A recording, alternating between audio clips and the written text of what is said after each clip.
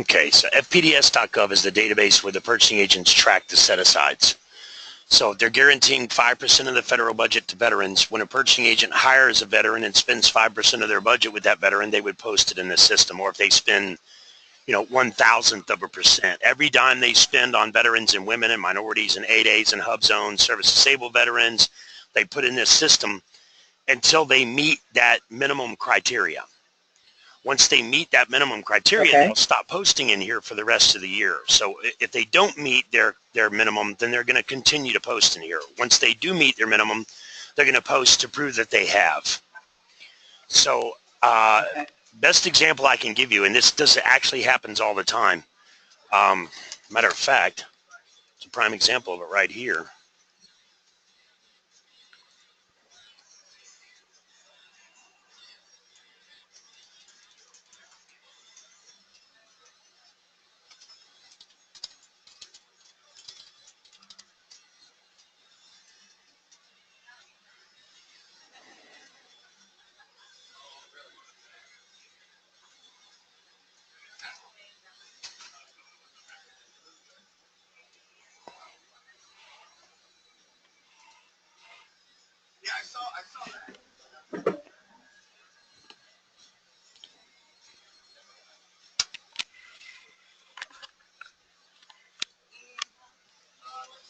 Oh, right there. I just happened to hit it right on the head. This is a simplified acquisition. Okay. So right here it says simplified acquisition. Yes. Okay. Set aside for service disabled veteran owned small business. See how many offers received, number of offers received? 1.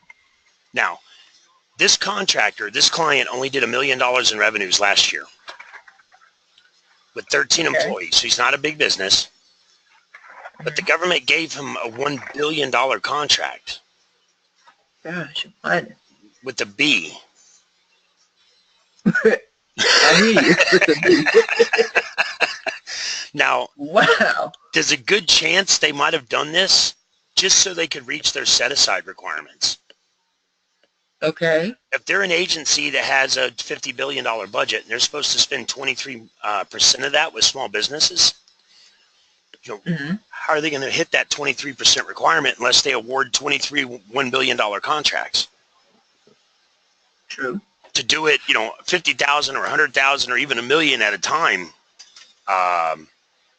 23 billion, that's 230 million. I can't even do the math. Yeah.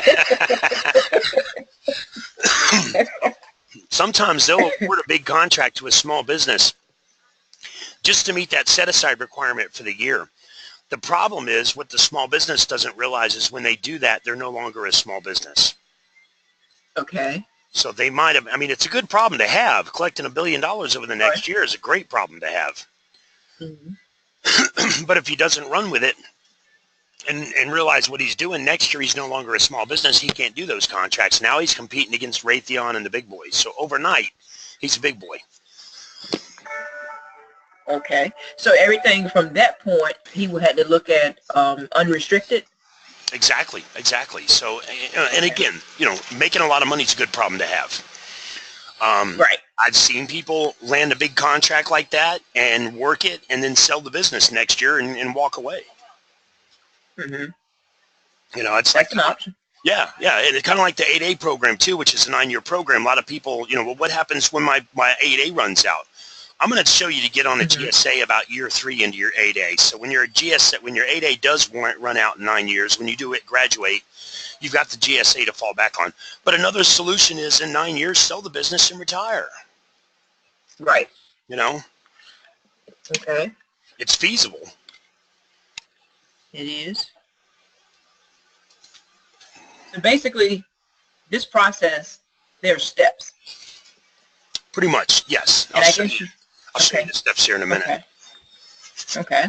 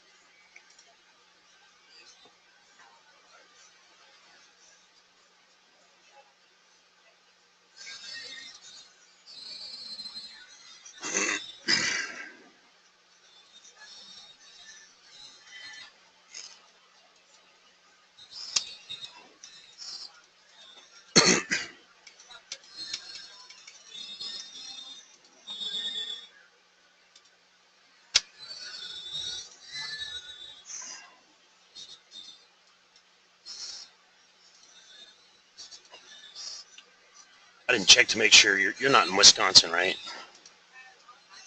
No, Okay. I'm in Virginia.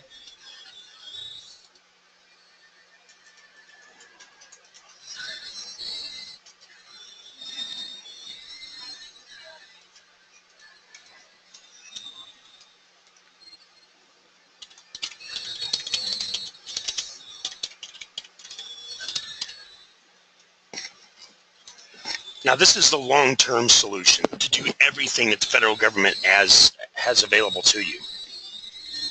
Okay. Of course, you want to watch my videos, which you've already been doing.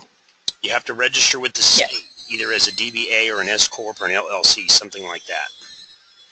Okay. Once you're registered with the state, you're going to need to open a business checking and a merchant account so you can take credit cards. You can start with a personal checking if you want. It's not that big of a deal. Once you have the business checking and you can accept credit cards, then you're going to register with Dun & Bradstreet. Now, Dun & Bradstreet is not a government agency. They are a private, for-profit, third party. Their agreement with the government is that they will give you a free DUNS number and put you in their system so the government can verify your financial information, and they have the right to sell you their credit monitoring services. You don't need their credit monitoring. I mean, once you're doing millions of dollars worth of business, their credit monitoring is not a bad idea. But you don't need it in the beginning because you're not doing any business. And they will sell you based on what they think you can afford. If they think you can afford $5,000, they'll sell you $5,000. If they think you can afford 500, they're going to sell you 500. Which, to me, is wrong. If you're going to sell people, sell them on a flat fee or something, or I don't know. That's just my opinion, but they're going to try and sell you their credit monitoring services. If you make it sound like you're broke, they won't bother selling you. Seriously. I get people that all the time, even on my trainings, they're like, John, man, you sold me that, and you're so correct.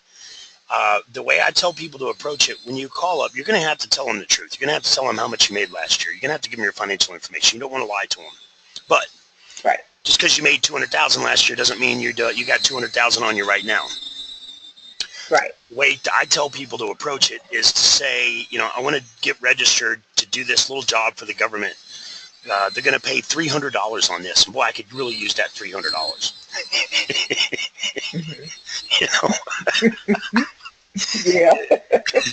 If they think you're broke, they're not going to bother selling you anything. They're going to actually, 95% of the time, if they can't sell you anything, they'll actually just register you real quick and give you the DUNS number on the phone. To get you off the phone fast so they can get to the next guy who's going to buy something. All right? It sounds ludicrous, but if you don't take that approach and you fill out, especially if you pay them, it takes them a week or two to give you a DUNS number if you pay them. But if you don't pay them and they think you're broke, they'll give you a number. A lot of times, 95% of the time, they'll give it to you right there while you're on the phone with them to get you off the phone so they can get to the next guy to sell something to. All right? That'll save you a couple, 3 or 4 days, maybe even a week to get the number, and it'll save you some money that they're going to try and tell you have to pay, which you don't. All right. Once you're registered with Dun & Bradstreet, that's your primary step to do government contracts. From there, you're also going to want to register with your state Department of Transportation as a disadvantaged business and a woman or minority business enterprise, an MBE and a DBE. This takes 9 months to a year to do. It's not something that's going to happen overnight. And I'm going to work with you, and we can't do these for you because they're state registrations. We don't do state registrations. We only do federal. Most people that attempt to do these not knowing what they're doing, they fail the first 2 times. It takes them 2.5 years to get these done. Because they failed the first time, and then they'll try it again. They failed the second time, and then you got to, some of these programs you got to wait. If you're declined or you're denied, you got to wait a whole year before you can do it again. Same thing with disability. Same thing with Social Security. A lot of people fail the first couple of times. Even veterans benefits, which that one really bothers me. Social Security, you pay into Social Security, it's your right. But, Right. you've paid your whole life into it. Waiting another 6 months to a year extra to get that money is not the end of the world. Right. Disability is not a right. It's a privilege. If you're disabled, you have the privilege of getting disability, and the country or taxpayers will give you money since you're disabled to help you. And that's fine.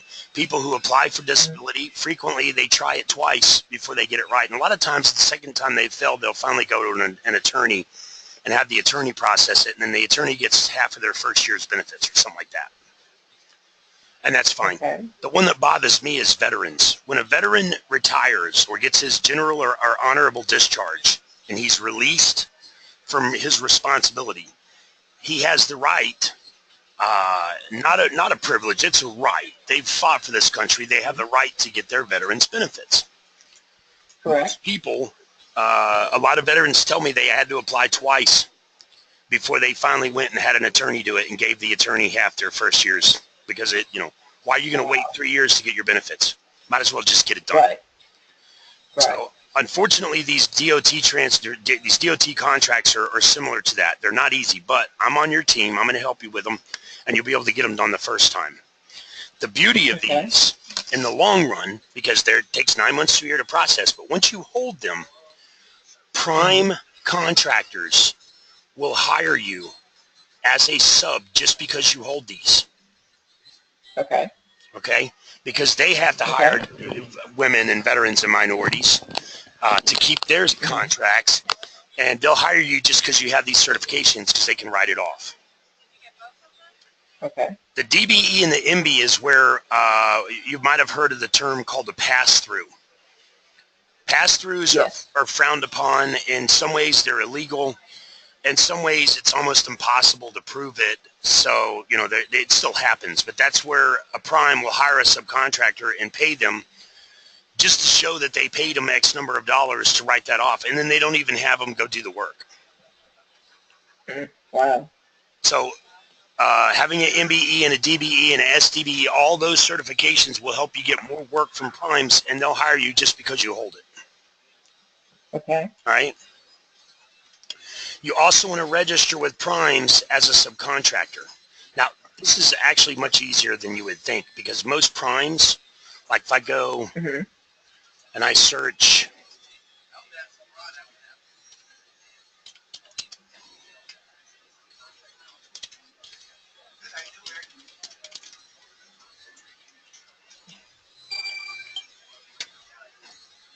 IBM subcontractors, I should be able to go to IBM's website,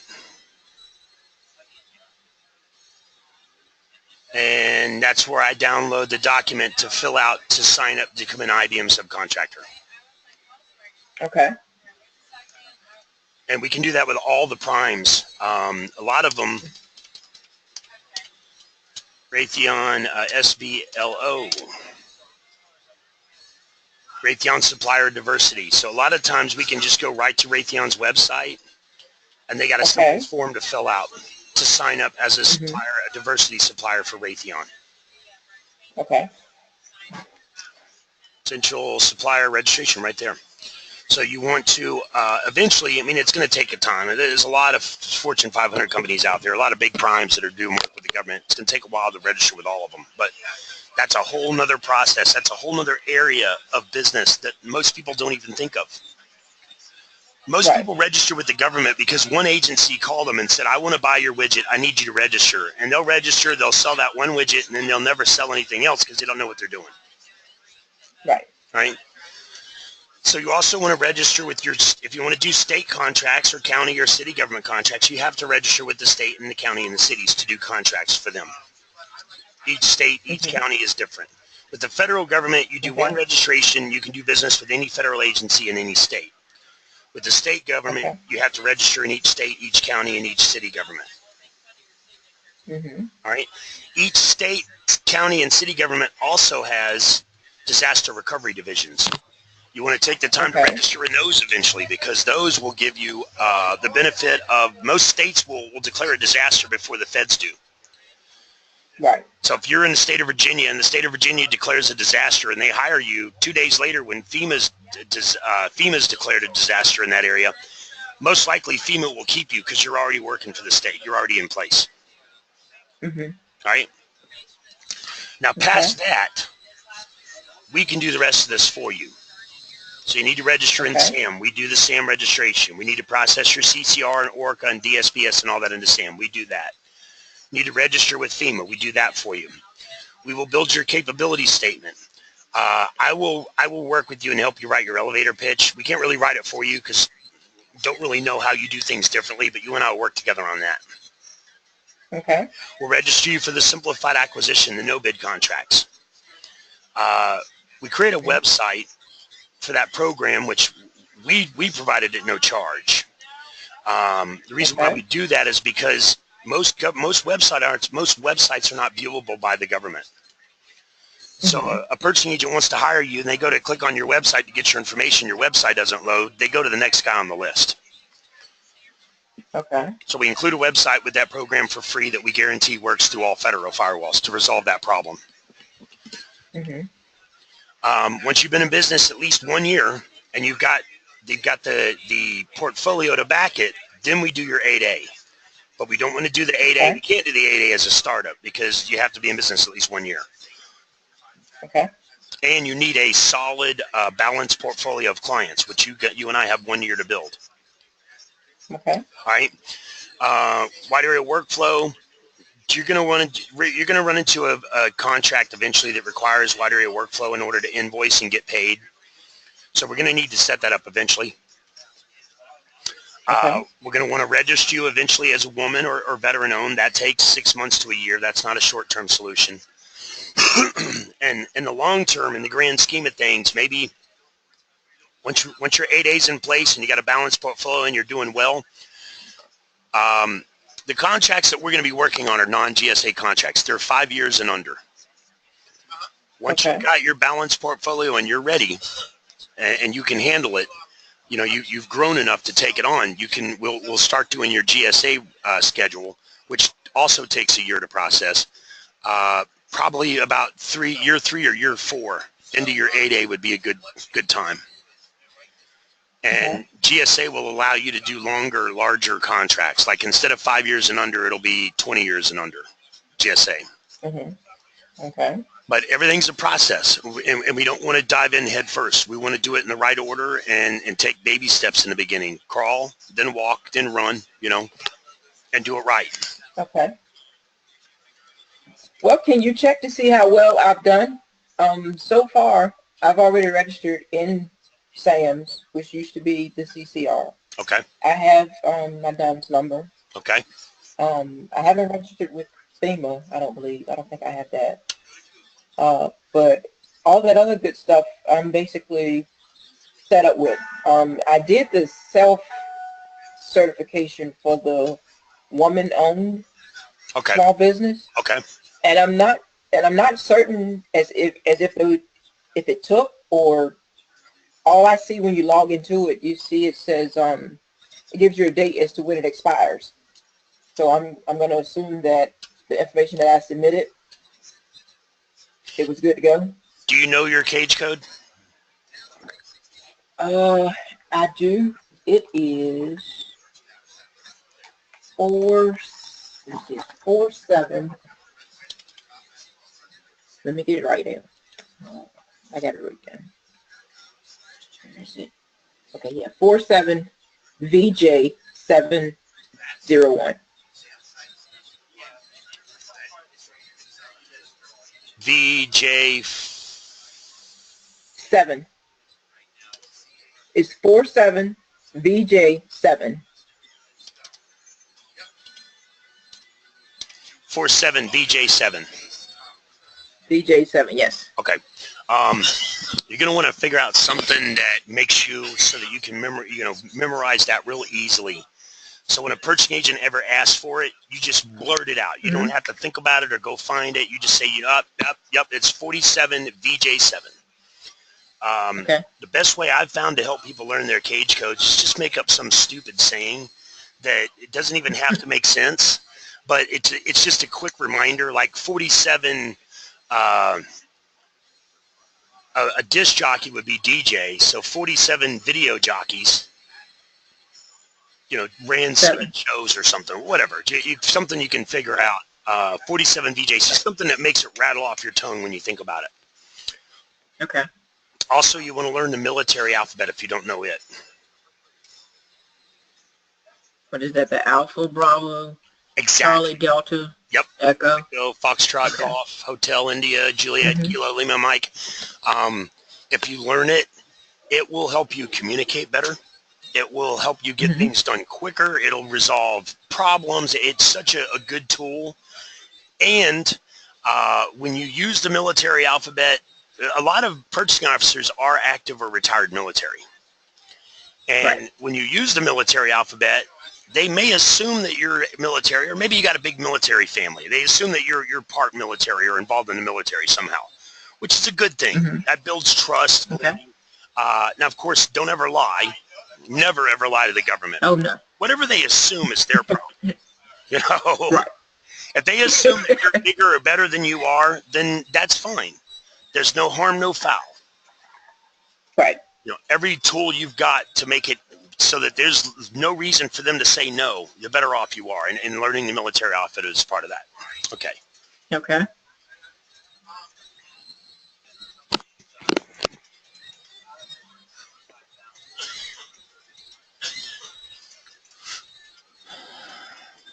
Okay, I don't see your website in here, which could be... I don't have one. Okay, then that's fine. That makes sense. That makes sense. Well, I'm going to be honest. I had one, and I took it down because it wasn't generating any business. So I felt it was pointless to continue to be paying, a monthly fee for something that wasn't even generating business for me. Yeah, absolutely. Especially when we're going to give you one for free anyway, so no worries. Okay.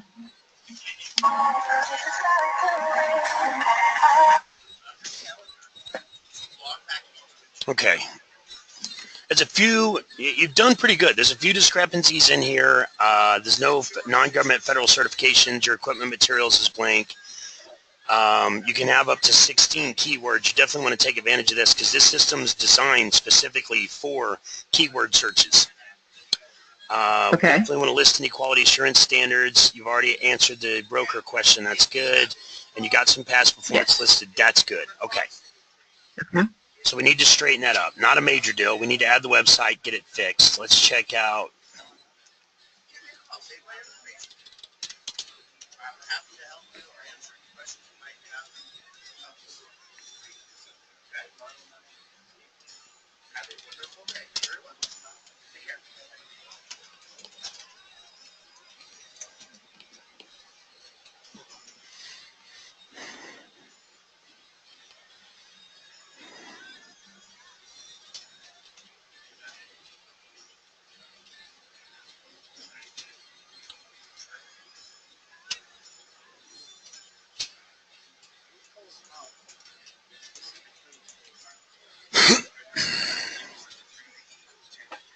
Was it 47 VJ7? That's right. Yes.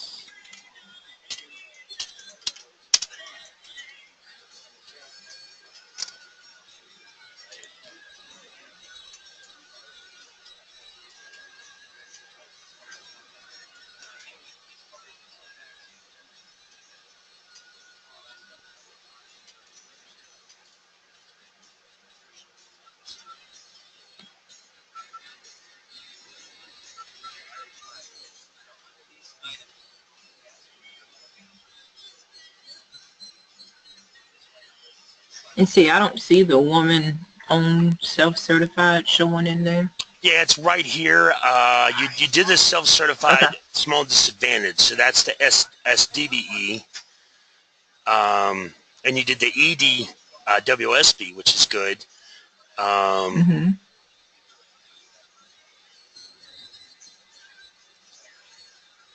They added all that in there, John, because I only did one. Well, we need to get it. We need to get it updated in here so it actually shows your entrance date and your exit date on the SDBE. Okay. But your case manager can fix that. I'm not worried about that. Okay.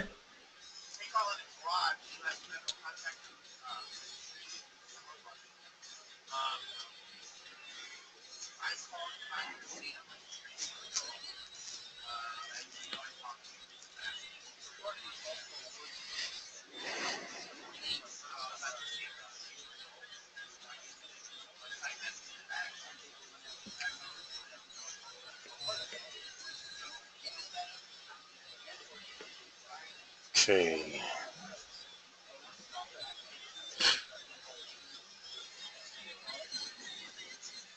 All right. And when you processed this, Sam, you did this, you self-certified, you did this on your own? Yes, I did. Okay. I kind of guessed that because the mandatory POC filled is blank, which happens a lot when people self-certify. Your accounts receivable POC filled is blank. Now, this is a major issue because imagine if a purchasing officer wants to hire you, but they don't see that you have an accounts receivable POC, and they're worried if they hire you, they won't be able to pay you. And if they can't pay you after you did a good job and did the job and they were happy with your work, but they can't pay you, now you're mad at them. You know, but in all actuality, it's not their fault. It's your fault because you didn't register properly to begin with for them to pay you. I put all of that in there, and that's why I'm looking at this. I'm noticing some of the things that I have input. When I go back and I recheck it, it's gone. Yeah, and the reason being is because it's not just one field you have to put it in. There's multiple fields you have to put it in. It's multiple fields. Yeah, it verifies across all fields. So if you miss one field, the other fields can't verify it, and then it leaves them all blank. I've had people, you know, call me, no, we fixed it. We did. We fixed it. I go back in. It's, well, I just fixed it. I know, man, but if you're not doing it right, it's not going to save right. And I've had people do it 10 times before they finally come back and say, okay, I understand now. We're doing it wrong. But for a purchasing agent not to be able to pay you, that might scare them into not hiring you. Even though you had the best price and the best solution, they were afraid if they hired you, you would have problems getting paid and you'd get mad at them and they don't want the hassle. So they wound up going with somebody else. You don't want any reason for a purchasing agent to say no. You want to eliminate every possible reason because that's, you know, anytime you do that, you might win another one that you wouldn't have won having no no's, you know. The other part that typically worries me is this part right here called the reps and certs, the representations and certifications. In itself, the government calls it 8 different things. They call it representations and certifications. They call it FAR and DFAR provisions. They call it Federal Acquisition Regulations, which is what FAR stands for. Some of them still call it ORCA, which doesn't exist anymore. And they also call it certs. Right there. The problem is most people who self-certify don't have the knowledge to understand how these are worded. I've been here since 2009. I've worked on over 3,000 federal procurement opportunities, worked on over 3,000 bids, and I don't know what FAR and DFAR provisions are except the ones that I have to use, which is the 52.212-1 through 5. The rest of these I don't have to deal with to win contracts, so I'm not going to bother learning them if I don't have to deal with them. The problem with them is they're in lawyers' terms, they're red tape, and there's 68 of them. And what a lot of people do when they go in and they process them is they just go through and check off the boxes and say yes, yes, yes, and then just be done with them. And I've even had the SBA tell people, yeah, just go through and check the boxes off, you'll be fine. So people process them and they don't even read them. The problem is... I read them. You read them all? I read them all. Okay, good, because you've certified that. When I was a kid, I wanted to be an attorney. Nice. And when I graduated high school, that's when I wanted to go to college to be. Right. And when I went to orientation at Hampton University in Hampton, Virginia, I didn't like the caliber of people that I was going to be working with, so to speak, and getting educated by. So I elected not to attend that university, and I went to my community college here at home. I mean, what they were going to be charging my parents and we're just not, those type of people. You know how Yep. sometimes you meet people I know and exactly it's like they're better than you. Exactly. Yep. Yep. Yeah, and they're snooty and snobby. Yeah. Yeah. So that wasn't the environment for me. So yeah. It's funny because I work with a lot of attorneys that when they first meet me, they got a real attitude, but once they realize they're wrong and I'm the only person that can help them, they're real nice real quick. Mm-hmm. Yep. we had we had an attorney at what's that college now? My mind just went blank. Very prestigious college. There's an attorney there that was actually contacted us in regards to these reps and certs and was very rude. And I'm an attorney. I can do this on my own. It was about 6 weeks later he called back. Mm-hmm. Completely different attitude. Mm-hmm. When he finally called back and knew he needed my help. The problem with these is that not only does the government make you certify that you have read them all, but the government makes you certify that you know you've done them correctly. And if they think you did them wrong on purpose, like you're trying to cheat the system, they can be subject to criminal prosecution and penalties. And the penalty is $10,000 to $100,000 per failure. So what a lot of people don't realize when they self-certify and they don't read these, or they do read them and didn't quite understand them and they made a mistake, they're putting themselves in a position to be liable. One of the things we're going to do, because I don't want any reason for a purchasing agent to say no. One of the things we're going to do, in addition to getting you registered properly and going back through and me training you and helping you, your case manager is going to go back and redo all of this and then sign off on it. Okay. So if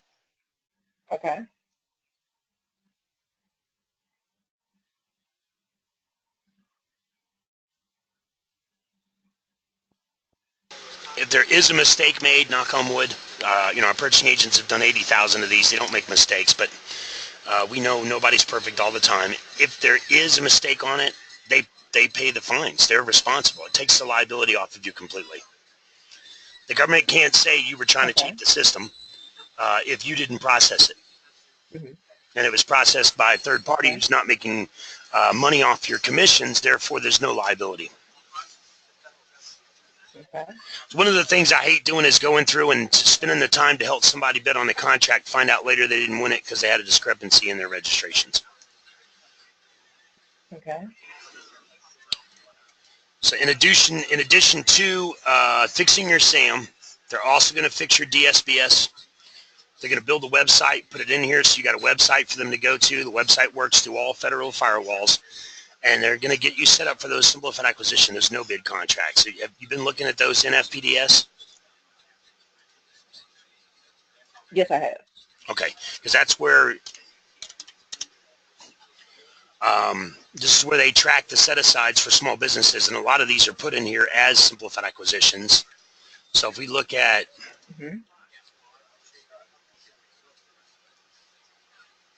let's look at bread. What are these subsistence contracts? These contracts here, various products. Let's see here. The first one was for audio and visual control equipment for the Museum of Virginia. Second one was for prison, and they needed some cassette tapes. They record all the incidents that happen when they have to do some physical disciplinary actions on inmates. And the last one for the city of where we were towing and disposing of their abandoned and inoperable motor vehicles. Gotcha. Yeah. So to sum it up in a nutshell, I'm a broker. I tend to source any and everything that's on the planet, off the planet. Awesome. If I can get my hands on it. Awesome. You know, I brokered in the late 80s, early 90s, and we made a killing at it. We did really good, and our profit margins were so tight. And there was so much competition, too. We were brokering hard drives and memory and computer components. And we were lucky if we got a 2% markup, 2 or 3. Or if we got a 5% markup, we were ecstatic. And absolutely. If there was only 10 bidders, we were happy, It's mind-boggling because in this system, the average markup's 15%, and there's rarely more than 3 offers. Right. So, for example, but I'm noticing with this. Yeah, I'm noticing with this bread, and I'm tracking it really, really hard. A lot of these offers is only 1 to 3 max Yeah. that they're receiving. But Yep. I'm noticing that it's going to the exact same company each and every time. Each and every time. So, for example, right here, of course, Bimbo's a big company. Yes. Flowers, they're big. So the primary vendors,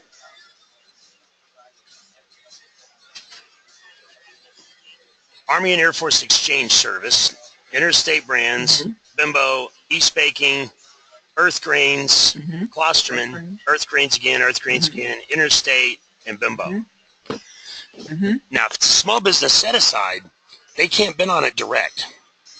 So those... They're bidding, John. They are bidding. And that's what's got me puzzled.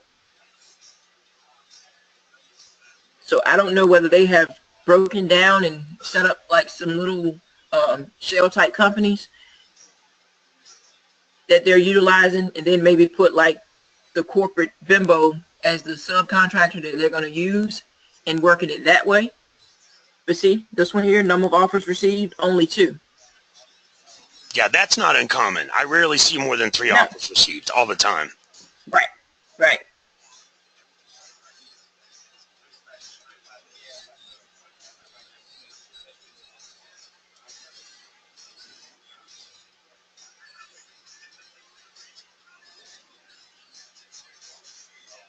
So I try to keep my pricing in that ring very, very competitive. But some of these prices that I see, they're just unrealistic. I saw one where they were selling, I do believe it was wheat bread, for like 89 cents a loaf. And I'm like, I need to go and get groceries there. Right. Because that's unheard of. You go in the grocery store, you're not going to find a loaf of wheat bread for 89 cents. If you do, run. Yeah, the only place I see that is at the dollar store, and it's not 89, it's 99. Absolutely. Or $1.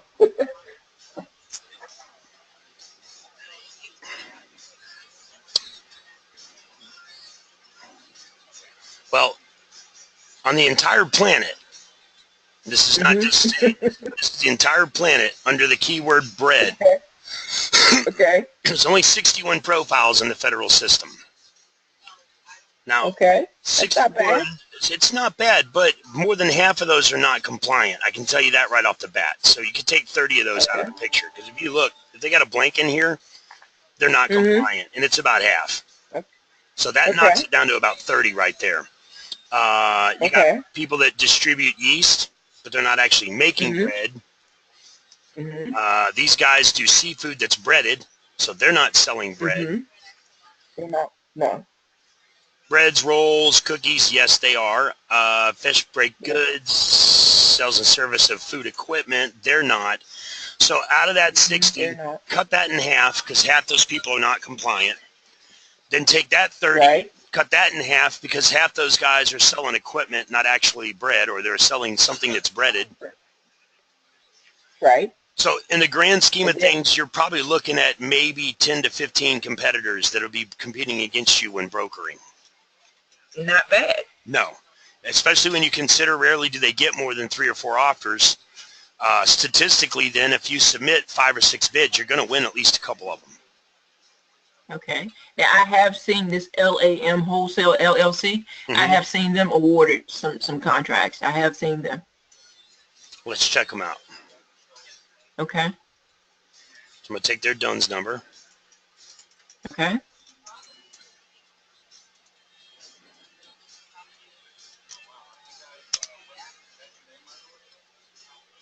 Yeah, they're doing quite a few, actually. There's yes, indeed. 261 down, that show up in here. But keep in mind, this system tracks less than 10% of the spending, so they've probably done close to 2,000 contracts. Absolutely. I can believe that. Commercial bakeries, miscellaneous food. Yes. And they are supplying worldwide. You know, they're based out of Brooklyn, New York. Yes. But they're sending this product all over the world. Yes. So myself personally, I'm trying to figure out what the hell am I doing incorrect? I've set up myself with the bakery that bakes direct. Got some pretty good pricing. The shipping rates, I really don't have a whole lot of control over that. But with all things considered, I don't know how these people continue to whoop my tail. It could just boil down to the fact that the purchasing agents aren't hiring you because you don't have any past performance and they see too many discrepancies in your filing. They're scared. Okay. I can tell you this. I just did the International Glove Association convention in Tucson a couple of weeks ago. I guess it's been about a month already. Mm-hmm. And I already knew before I asked the question, out of the 50 people there, I said, how many of you are currently selling to the government? Probably about 10%. And 5 Right. people raised their hands. And I said, out of you 5, I bet you only 1 or 2 of you is being really successful right now, and you're probably doing it mostly as a subcontractor, aren't you? And one guy raised his hand. He said, yeah, I'm doing really good as a sub. The other 4 people never even thought about doing business as a sub. They're selling as a prime, and they're not doing very well. I said, all right, out of the other 45 of you that are not currently selling to the government, how many know for a fact? And I said, watch, I bet you everybody puts their hand up. How many of you know for a fact that you're selling to people that are selling to the government right now? And all but one put their hand up, that they know for a fact they have clients they're selling to that are brokering their products to the government. And that's because they don't know how to use the system properly, or they're not registered properly, or a combination of both. They're making minor mistakes that are costing them every time. Right. Have you seen? I had one in hand, but the contracting officer sold me a bunch of, hoopla and reposted it. And I can honestly say, I got frustrated and didn't want to deal with it because I looked at it as, I'm going to be working. I'm based in Virginia, but the work is actually in Phoenix, Arizona. Right. So I don't need to be putting out my money and running the risk of they finding the least little thing to turn the entire shipment around, and then I'm stuck. Yeah. And that's so I just kind of got, Yeah, that's the tough part about brokering. And we ran into that back in, in the late 80s and early 90s when we were doing it. We didn't put anything at risk. They had to pay us up front or we weren't getting their product for them. The government's a little different. You're guaranteed with the government. You've got some fallback there. Even if they award a contract to you and your supplier falls through, everything says it's not negotiable, but that's the biggest load of BS ever. Everything on this planet's negotiable. Absolutely. Absolutely. Have you seen any of what TV Guy's doing? I have listened to some of your videos, and yes, I have logged in and I've checked out what this guy's doing, and he's doing an amazing job considering brokering. He's actually, I guess, based on what I was told, has been watching my videos. So he's learning from me, even though he don't want to admit it.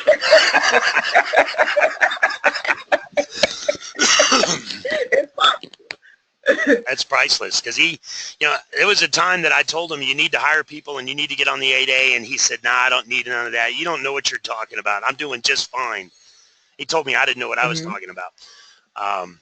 But he's selling, he's moved into the food industry as well. He was just doing primarily like chemicals and petroleum and hardware, but now he's moved into the food industry as well, which shows you that there's definitely money out there for it. Yes, it is. Absolutely. And that's why I'm trying to farm right now, because this is something that's purchased every day, all day. If not, it's quarterly. So I know it's coming. I know it's coming back. He actually called me one day. Oh, really? Yeah, it's been a while, but he called me and because the last time I talked to him, he was upset that I was teaching people how to broker. I'm making more brokers. That means there's more competition.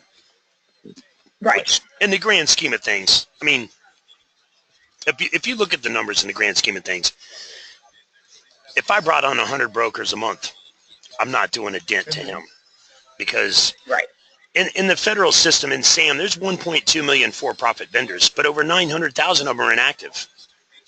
Right. Wow. There's only 330,000 active for-profit vendors, which sounds like a lot, but when you consider there's 30 million small businesses in the United States, And only 300,000 of those are, well, there's only 300,000 active for-profit businesses in SAM, period. That doesn't mean they're small. Right. That's for-profit and active. And there's 30 million small businesses in the U.S. I guarantee you not more than half of these are small business, probably less than half. But let's just say, for argument's sake, half are big, half are small. That only leaves 160,000 small businesses that are active. And we've only done 80,000 registrations. So I can only vouch for half of those 160,000 that they're even compliant. Right. So if you figure there's only 80,000 small businesses out of 30 million in the United States that can do government contracts, there's plenty of room for brokering. Yes, it is. And that's how I'm wondering how have these numbers changed? I see that has as of 2015 on there, when it's 2 years have passed now. So I'm wondering, has it actually gotten better, or have those numbers probably declined a little bit? It's declined a little bit, and I can actually show you how to search that live right now. It's funny, though, because when this system used to be CCR, there was over 600,000 active vendors. Right. Now that it's SAM, there's only about 80,000 small businesses that are active. So if you go to SAM and you go to search records, wait for it to load, go to the advanced search right here, entity. Okay. And we're going to go to socioeconomic status. Okay. And we're going to do, where's it? It's been a while since I've done this. It's not socioeconomic status, it's entity type. Okay. All awards. So that eliminates nonprofits and government agencies. That's the only people that are doing awards. Okay. And then we're going to put in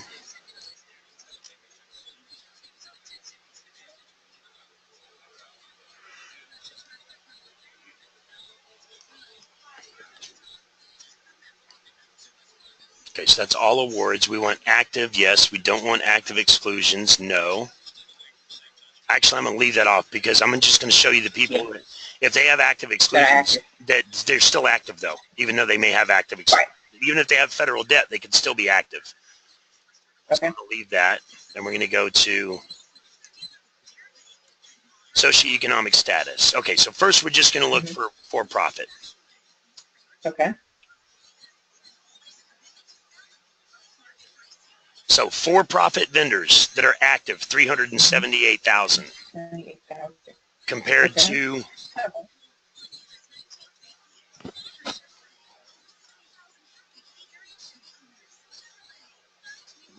337. So it has gone up a little bit. A little bit, yes. Oh, you know what I probably did? I probably went through and took out everybody that had active exclusions. Let's try that. Okay. Because if you got an active exclusion or you got a federal delinquency, they're not supposed to. They're not supposed to hold that against you. But why would it could cause a problem? So why would they not choose you? Right. If you're going to make it more difficult on them by having an active exclusion or a federal debt. 368. So that didn't make much of a change. Yeah. Now, I know more than half of those are big business, but if we say half are big and half are small, that's still around 160. Yeah, it is. 160, 170. Okay. Let's go to edit search. And now we're going to look and see which of those are women. Okay.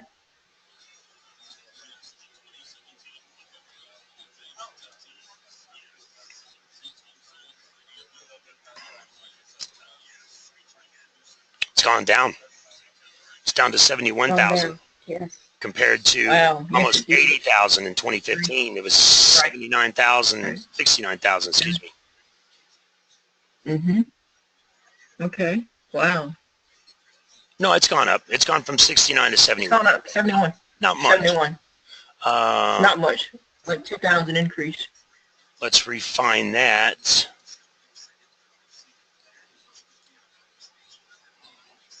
We're going to take the woman off, and we're going to see if the veterans have increased or decreased. Okay. Veterans have increased just a little bit. So it's not much of a move there over 2 years. No, from 39 to 41. What about Right. minorities?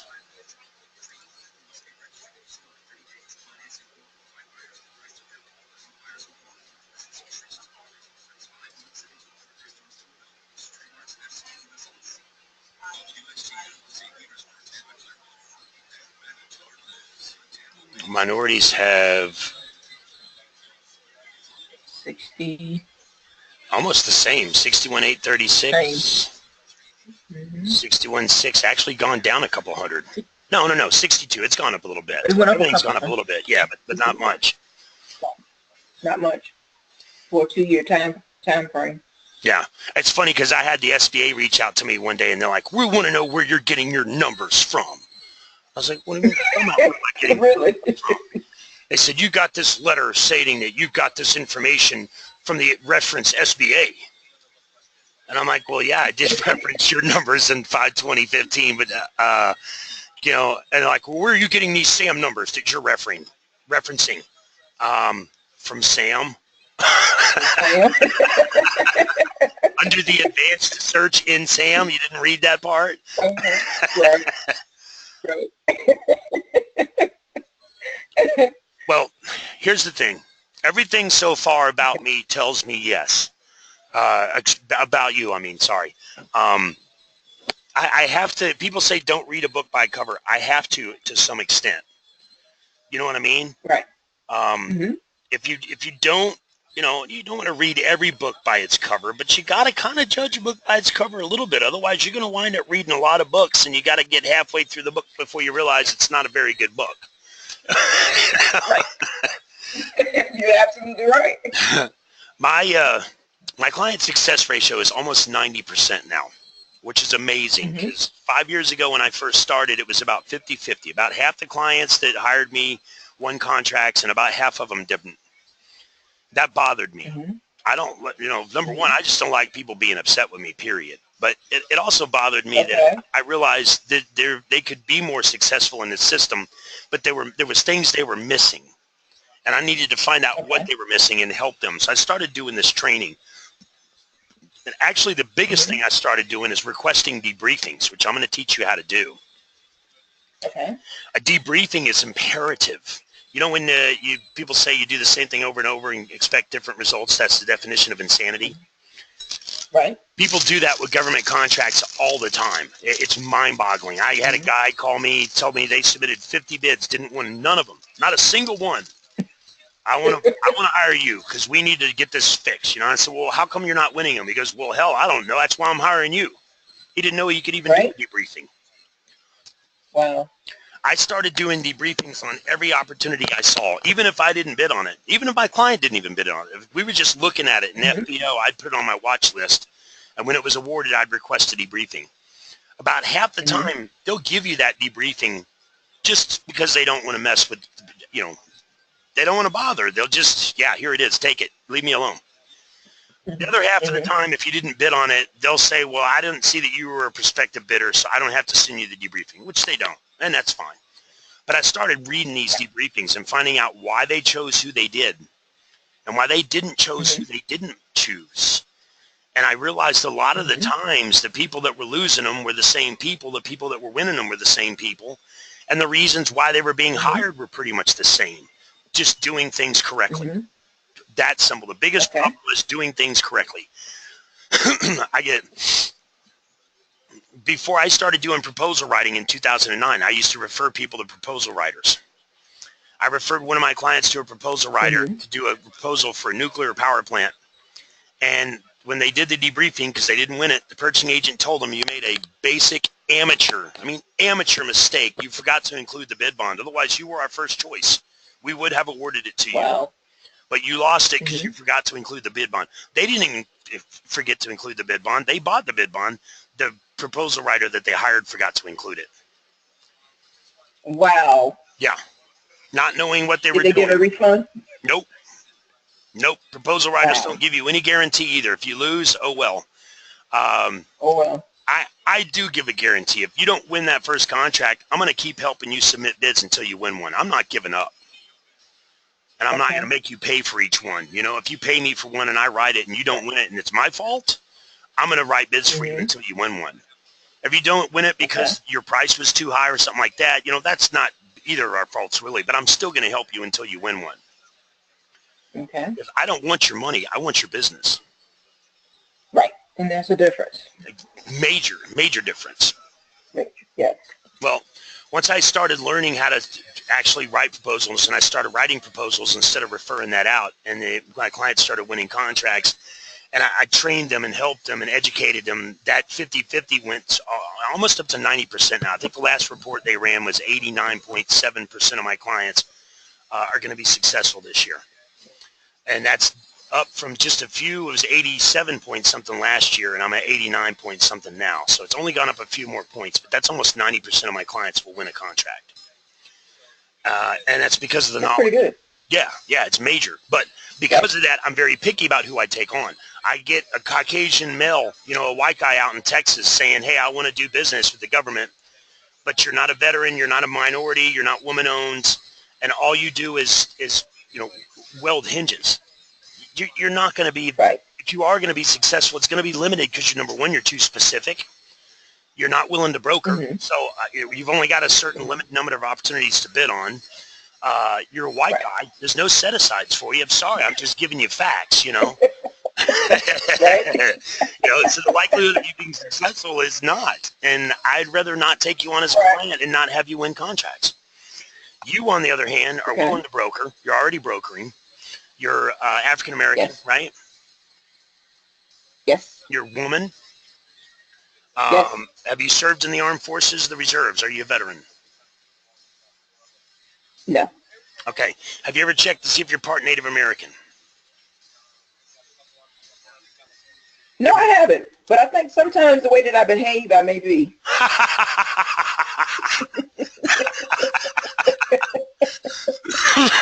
That's funny.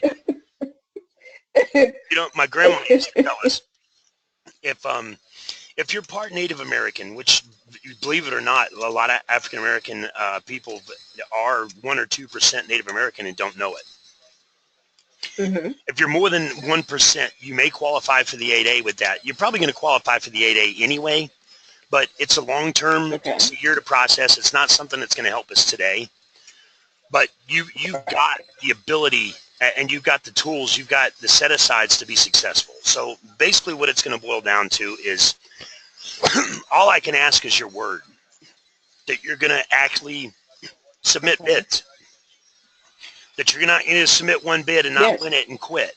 I have that happen. That other 10% of the people that don't, that's only 90%. It'll never be 100 because not everybody is willing to work for it. They'll submit one bid, they don't win it, and they give up.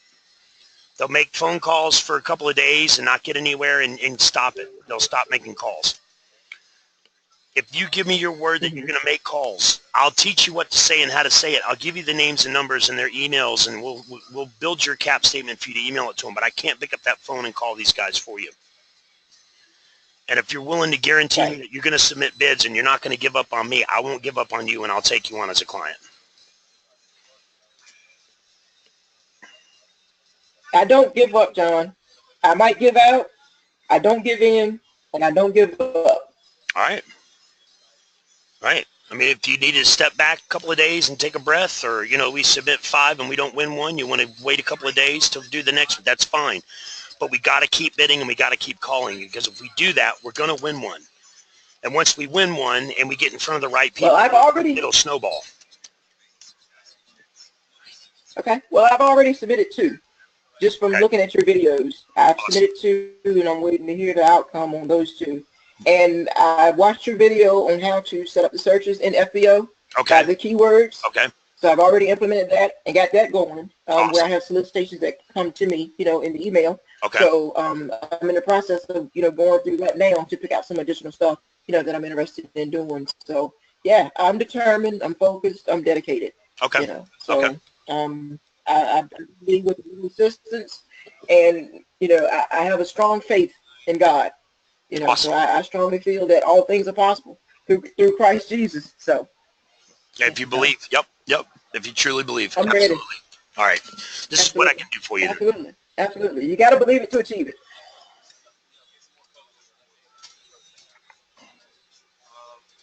Oh, one more thing, John. My hub zone. Yes. How do I get started with the paperwork on the Hub Zone? Because I've put in the address, and I've noticed that they have us designated as a Hub Zone until July of 2017 this year.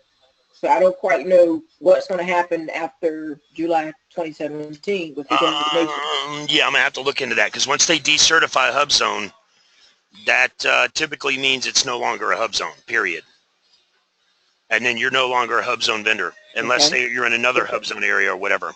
So I'll have to look into that. And the Hub Zone takes minimum 3 months, usually around 6 months to process. So it's not something that's going to help us immediately. What I usually suggest with the Hub Zone and the WSB, because those are things that we could start on today, but they're not going to give us an immediate return. That's going to take 3 to 6 months to process. Okay. I always suggest people, wait until after you win your first contract, make some money. You can always add them later. Yes, you'll have to pay full price then, but does it really matter if you win a $5 million contract and make a lot of money? Does it really matter if you're paying full price or half price? No. Because I just don't like... Yes, it does, John. I'm a budgetarian. It matters in the grand scheme of things. If you can't afford to do it today, then let's wait. You know what I mean? We're better off than if that's the case, not putting yourself in a position where money's tight because you want to add everything now just to save half price. Right. When you could do it in 3 months after you win a $5 million contract and you $60,000 in profit. It's not going to put you in a bind then. Mm-hmm. So let's see. I don't know what you can afford, what you can't. So let's see what I can do for you. We get a lot of referrals from the government. Weekly, the government reaches out and says, hey, I need this. Matter of fact, I just got one yesterday. Okay. And he sent me a reply email this morning. Where is it? Right there. Okay. Oh, that's my son Adams, but that's her email. Let's see here. Copy, inbox, paste. It's really slow today. It's Monday. No one wants to work on a Monday. Yep. Not even the computer system. She sent me this Friday, and I think I replied to it this morning because I was in the training Friday, just saying thank you. She asked for hotels that were registered. She reached out, couldn't find any. Every hotel she called, so they had no idea what she was talking about when she asked them for their cage or their DUNS number. So she contacted me and said, can you refer me to some hotels? I did. She said, thank you. So I get referrals from the government. I get people that call up and say, hey, the government wants me to do this SAP program, get signed up for these simplified acquisitions, no bids. I've been trying it for 2 months. This purchasing agent I'm working with said that I could pay you and you would do it for me. Please help me. So we get, referrals from the government. Wow. The only reason why I'm not brokering myself is that it's that specific fact right there. In order for me to do it, I would have to quit. I couldn't work here. I'd have to take all my videos down and delete them would be the best thing. And based on the last conversation I had with my attorney, I'd have to quit working here for 3 years. Not do anything government related, to go deliver pizzas or something for 3 years. And then I could come back and broker because there's no conflict of interest. Okay. Having said that, if a government agency would have referred you and you would have went right to our website and signed up for simplified acquisitions, you would have paid $5,000.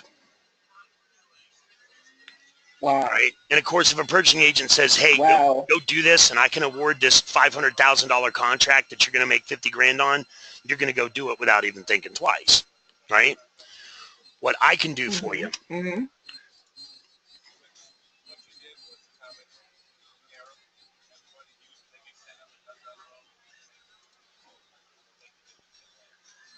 I can get you the same program, but I can apply the voucher from the NBCC convention and get it down to $2,950. So I can save you $2,000 right off the bat. I can also, just don't tell anybody about this because I can't do this for everybody. I can give you 1 year group training at no charge. That normally is a $2,000 program. I can give you 5 hours of personal training. So you got a bid that's due in an hour and you don't have time to get on the group training at 4. You got 5 hours of personal. I'll give you the AFPDS, which I haven't even told you about yet, but you're going to need it and you're going to love it. Right. That's normally $2,000. I can give you that at no charge. Okay. Do your SAM registration at no charge. We're going to go back through and do your DSBS, fix all that stuff you already did. Build the website, do the cap statement, Okay. all that stuff. It's over $10,000 in services. I can give you $2,950. So you're going to save over $8,000. Now, if you add, Right.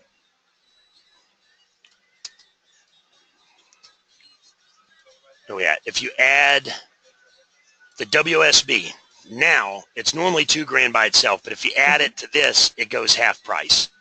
So if I added the WSB in the hub zone, you'd be looking at extra $2,000, which is what you'd pay for one of them by itself. So that brings it back up to $4,950. Mm-hmm. But then you're not paying $4,000 for those, 6 months down the road. So I didn't, obviously not knowing where your finances are, I don't want to put you in a position where you can, have the money to pay for that, but then you're struggling. That's not going to benefit us. If we need to wait on the hub zone and the WSB, since it takes 3 to 6 months to process, we'll wait after you win some contracts and then get it later. If not, if you want to do it now, it'll cut those in half for you. All right? Okay. How soon did you want to start working with me on these bids? Make the money. Last week. Yesterday? last week, actually. I submitted 2 last week. Nice. But I think I did pretty good. Yeah, I did pretty good, I think. Well, we have a program where we use the program to finance our clients.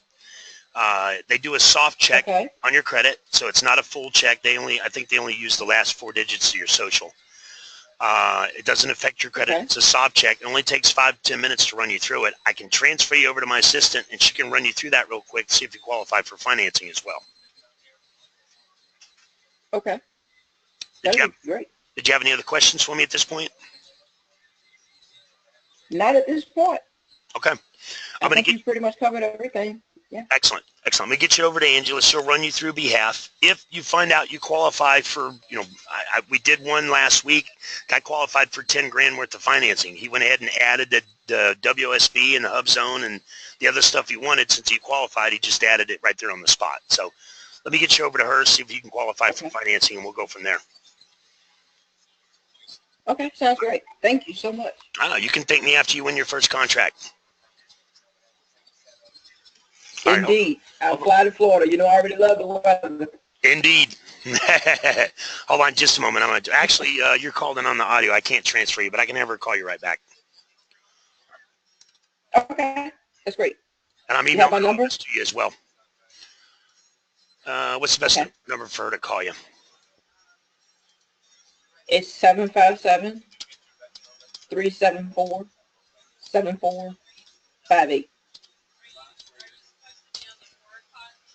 757-374-7458. That's correct.